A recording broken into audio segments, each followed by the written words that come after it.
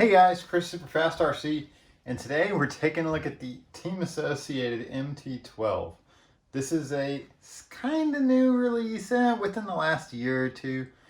They recently re-releasing this car. I guess it's just another body variant, but in like a 80s style van kind of deal, which looks super cool. If you haven't seen it, check it out. But it's the same basic platform, just using the van body instead of the classic monster truck body here that we have. So these things are around about 200 bucks, 219 I think, right around there. And well, what do you get for your 219 bucks, guys? So basically it is a 1/12 scale. It's almost 1/10 scale, guys. I mean, it's not much smaller than a 10th scale buggy. Here's a EV410 for scale.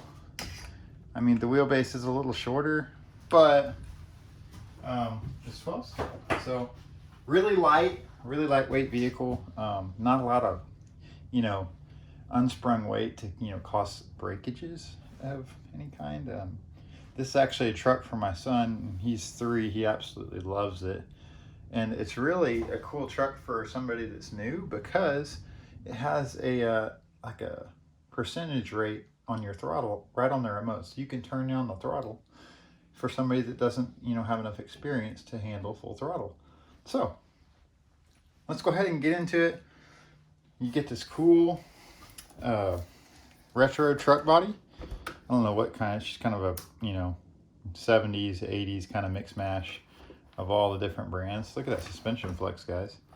That's really cool. And I think this truck is based off the CR10 little 12 scale crawler that Associated has out.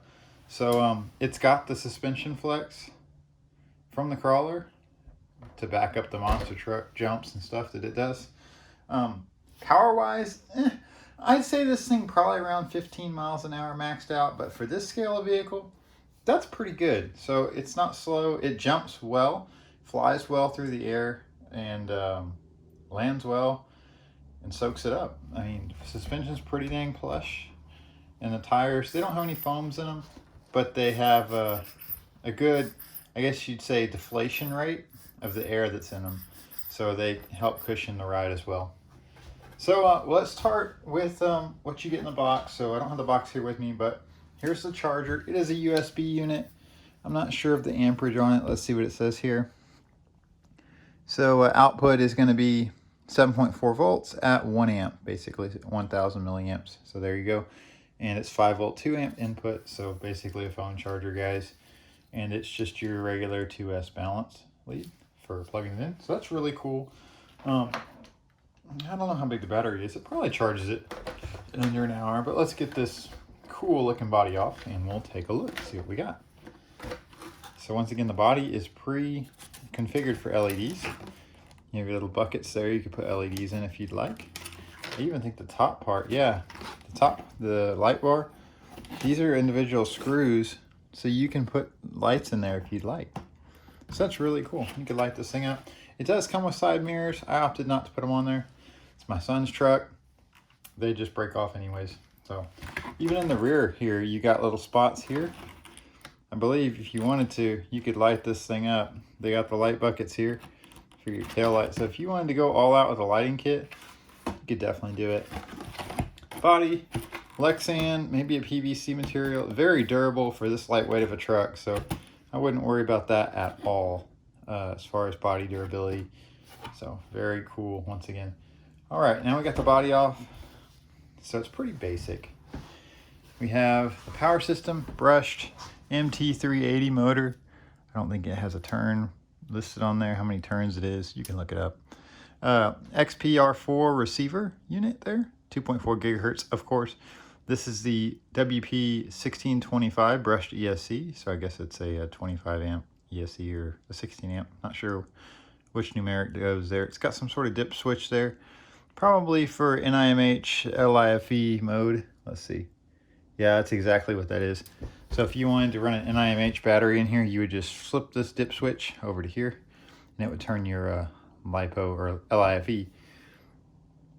Let's see if it says LiPo, but your mode off and run it in NIMH mode, so you can run it all the way down if you wanted to. So let's take a look at the battery here. Got it plugged in. This is a Reedy. It's a LiLo. I haven't really heard of that before. I'm not really sure what that stands for. A lithium ion battery. So these are round cells. Going to be a little bit safer for your youngsters. If they do discharge this thing all the way down, it's probably not going to explode if that happens. But yeah, probably a little bit safer than a flat pack. Not sure on that, but definitely different than a flat pack. So it's got your standard 2S balance lead and of course a Dean's T-style connector, which is really nice to see as well. So 850 milliamp hour LiLo battery. It's a new one for me. Back to the chassis. So here we go. We have, I like this a lot. It's got a full size Reedy digital 0415 servo right there. And by the way, guys, this servo has plenty of power and torque to turn these wheels. I'm gonna go ahead and put the battery back in the little tray here so I can show you what kind of steering this thing has out of the box. It's pretty good. It's really good. I think it's definitely sufficient for this vehicle. Flip our switch on, turn our remote on, and here we go. Like I said, guys, plenty of speed and power to turn this vehicle, and we've got great amount of turn right there. I mean, that thing turns a lot. So let me go ahead and give it a rip there. So that is full speed. And here's how you turn that down. So you see this throttle right here? See, let's turn it down to half or thereabouts. Turn it down to like 3%.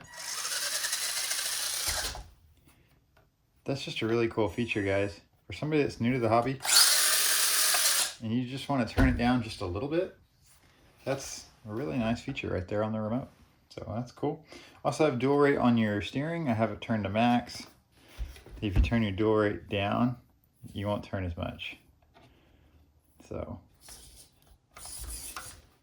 once again, here's the steering wheel. It's got nice foam on there.